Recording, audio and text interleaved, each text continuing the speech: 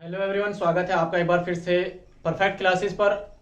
आज की इस वीडियो में हम हिस्ट्री के ऊपर बात करेंगे और हिस्ट्री में जो हमारा आज का टॉपिक होगा वो टॉपिक हमारा आज का जो टॉपिक है, विशेष जो टॉपिक है वो है इस्लाम का उदय।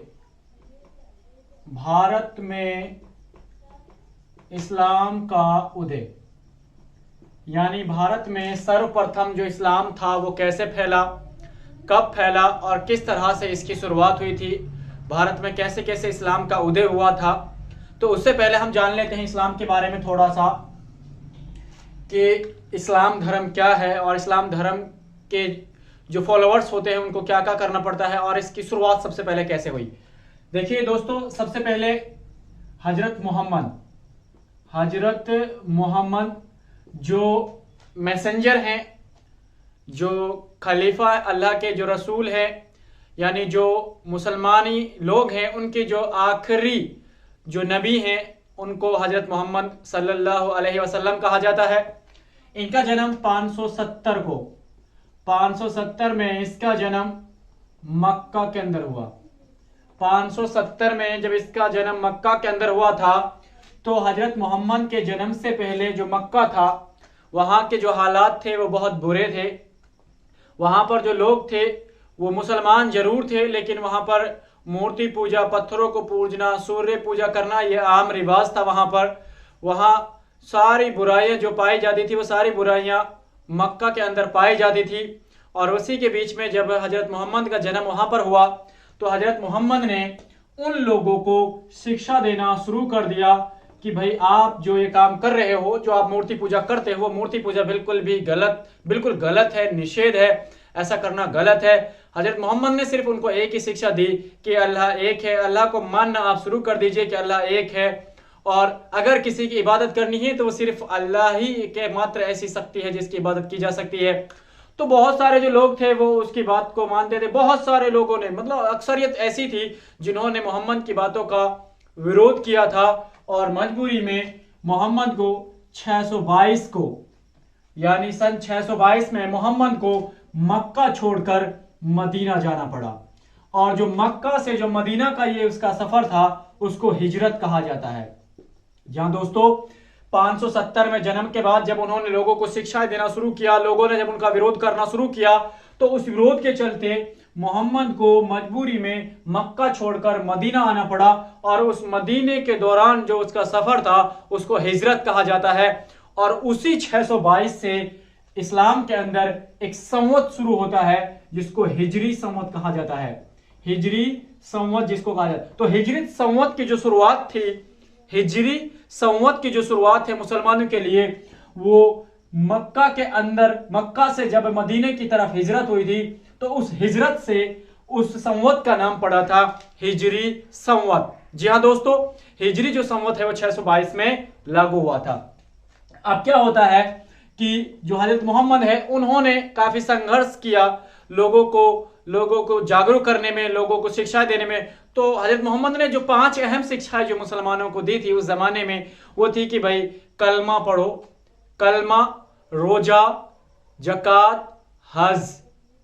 कलमा, रोजा, जकात, हज, ये शिक्षाएं उन्होंने दी थी कि भाई आप इन शिक्षाओं के ऊपर अमल करना शुरू कर दीजिए ताकि आप लोग एक सही रास्ते पर चल सकें। तो इसी संघर्ष को करते करते 632 हिजरी में जो हजरत मोहम्मद हैं उनकी मृत्यु हो जाती है। अब 632 में जब 632 को जब इसका इंतकाल हुआ, इसकी मृत्यु हुई, तो इसकी मृत्यु के बाद फिर एक दौर शुरू हुआ। उनके जो बहुत मानने वाले थे, जो उसके अनुयायी थे हजरत मोहम्मद के, उन अनुयायियों को उनको कहा जाता था खलीफा। यानी जो हजरत मोहम्मद के जो मानने वाले लोग थे उनको खलीफा कहा जाता था। और उन खलीफाओं ने फिर हजरत मोहम्मद की शिक्षाओं का पालन करते हुए विभिन्न देशों में फैलना शुरू कर दिया ताकि इस्लाम का ज्यादा से ज्यादा प्रसार हो। और इसी के लिए वो सीरिया, ईरान, अमेरिका, अफ्रीका, अरब के बहुत सारे देशों में वो लोग फैल गए और धीरे धीरे उसी की शुरुआत फिर भारत के अंदर हुई। तो भारत में सबसे पहला जो खलीफा आया था उसका नाम उमर था और उन्होंने 638 को भारत के ऊपर अटैक किया, आक्रमण किया। लेकिन वो अपने आक्रमणों में कामयाब नहीं हो पाया। लेकिन फिर भी जैसे वो आया तो वो लोगों के संपर्क में आया तो लोग इस्लाम धर्म को जानने के थोड़े से इच्छुक होने लगे और लोगों ने इस्लाम धर्म के बारे में हजरत उमर के जरिए कुछ जानना शुरू किया। धीरे धीरे फिर एक एक करके यहाँ पर जो सबसे पहला जो मुस्लिम जो खलीफा आया था जिसको मोहम्मद बिन कासिम कहा जाता है। जी हाँ दोस्तों, मोहम्मद बिन कासिम ने 712 को सिंध के ऊपर हमला किया। सिंध के ऊपर जब इन्होंने अटैक किया तो उस समय सिंध का जो सम्राट था, जो शासक था, उसका नाम दाहिर था। तो दाहिर उस समय शासक था, सम्राट था, और मोहम्मद बिन कासिम जो बड़ा ही खतरनाक था, बड़ा ही जबरदस्त शासक था, मुस्लिम शासक था, इस्लाम का उदय करने के मकसद से आया था। इन्होंने जब सिंध पर हमला किया तो इन्होंने दाहिर को पराजित करके सिंध के ऊपर अपना कब्जा कर लिया था। और सिंध पर कब्जा करने के बाद मोहम्मद बिन कासिम ने सिंध पर कब्जा करने के बाद अब धीरे धीरे भारत के अंदर इस्लाम का प्रचलन करना शुरू कर दिया, इस्लाम के बारे में लोगों को बताना शुरू कर दिया। अब लोग धीरे धीरे इस्लाम की तरफ रुजू कर रहे थे, इस्लाम में लोग जुड़ रहे थे, इस्लाम की दावतें दी जा रही थी। फिर दूसरा क्या होता है, इस्लाम के मानने वाले लोग भारत के अंदर आते हैं और उन्होंने व्यापार के माध्यम से भारत के अंदर शुरुआत की। और जो भारत के राजा होते थे वो व्यापार करने के लिए उनको जगह देते थे और धीरे धीरे वो अपने कबीले अपनी बस्तियां बसाते गए और उन्होंने इस्लाम का काम करना शुरू कर दिया। तो ठीक इस तरह से भारत के अंदर मोहम्मद बिन कासिम के जरिए भारत के अंदर इस्लाम का उदय हुआ था। तो दोस्तों, इस वीडियो के अंदर यह बताने का प्रयास किया गया है कि भारत के अंदर इस्लाम कैसा आया और इस्लाम की शुरुआत करने वाला पैगंबर कौन था और उसने किस तरह से संघर्ष किया और उस संघर्ष के बलबूते ये जो काम है पूरी दुनिया में किस तरह से फैला। तो यह था इस्लाम का उदय।